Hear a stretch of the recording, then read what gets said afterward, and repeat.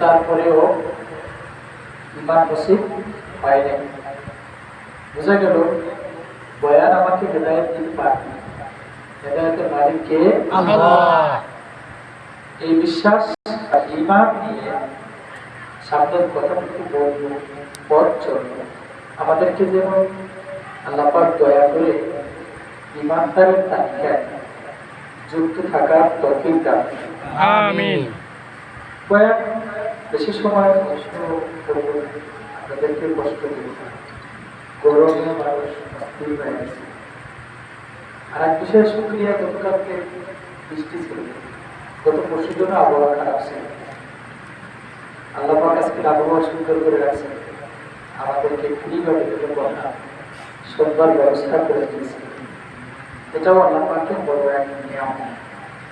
প্রিয় ভাইরা, আমি আপনাদের সামনে পবিত্র কালামে পাকের সূরা নূর থেকে তেলাওয়াত করেছি। 2 নম্বর আয়াত থেকে আল্লাহ তাআলা আমাদেরকে বলেন, আল্লাযী খালাকাল ওয়াল হায়াতা লিয়াবলুয়াকুম আইয়ুকুম আহসানু আমালা।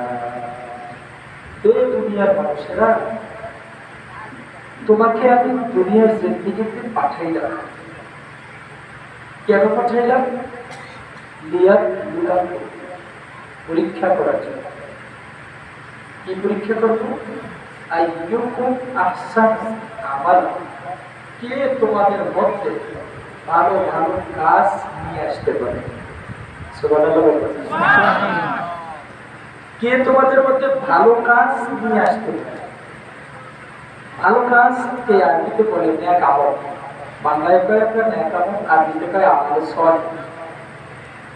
নেক আমল এটা বাংলা হলো ভালো কাজ।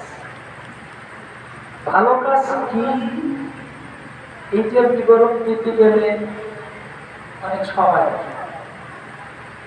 আমার কোনো জ্ঞান অনুযায়ী অন্তত 2-1 ঘন্টা বুঝাইলে হয়তো বা বুঝতে,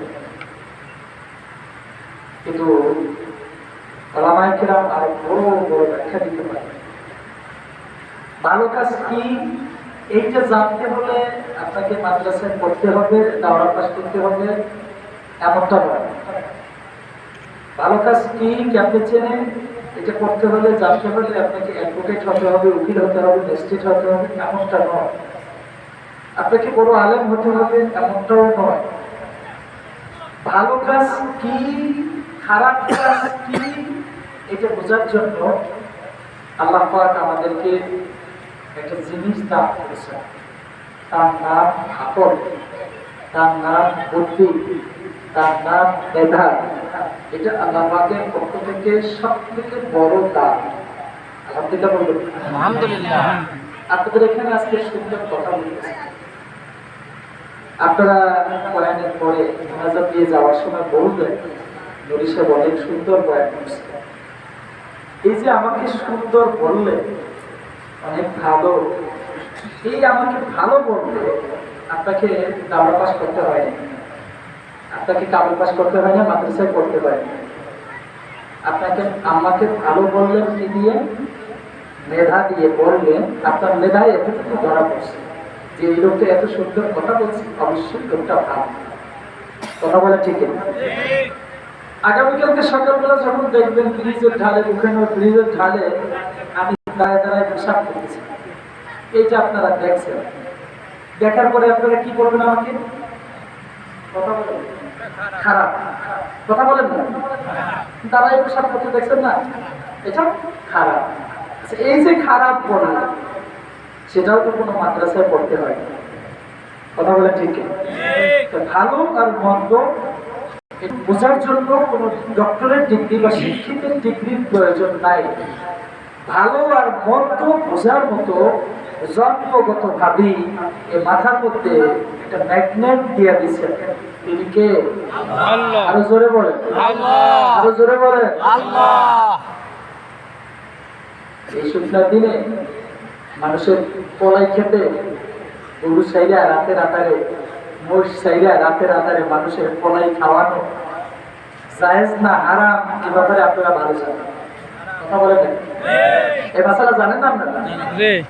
তো সুতরাং ভালো কোনটা খারাপ কোনটা এই বিবরণ আমাকে নতুন করে দিতে হবে, এই বিষয়ে আপনারা ভালো চান। রব্বুল আলামিনের দরবারে আজকে আপনাদের জন্য দোয়া করি, আমিও দোয়া চাই। বয়ান মকসুদ নয়, যে কথাগুলো শুনি এই কথাগুলো অনুযায়ী আমল করা আল্লাহ তৌফিক দান। আমিন। আরো জোরে বলেন না আমিন। এই রাস্তাটা ইটের রাস্তা ছিল না? জি। কথা বলেন। হ্যাঁ। এই যে পাশের রাস্তাটা ইটের রাস্তা ছিল না? আসার সময় দেখছি, আমিও দেখছি, মাঝে মাঝে অনেকগুলো ইট নাই। এই ইটগুলা ইন্ডিয়ার লোকায় এনেছে। কথা বলে নাকি? এই এত আশেপাশের লোকেরা এই চকির নিচে দিতে অথবা $200 নিচে দিতে অথবা বানা বানাইতে এখানকার লোকেরাই নিয়েছে। এটা খুব ভালো কাজ, কথা জবাব দিয়ে আমি আপনার ওয়াজ, কারণ আমার কথা মানুষ কষ্ট পায়।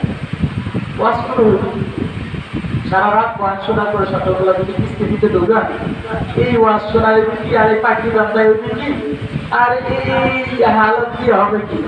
কথা বলেন ঠিক কিনা? ঠিক।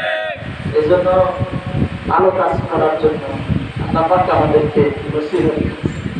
আমরা ভালো কাজ করি, আল্লাহ পাক যেন আমাদেরকে তৌফিক দেন। আমিন।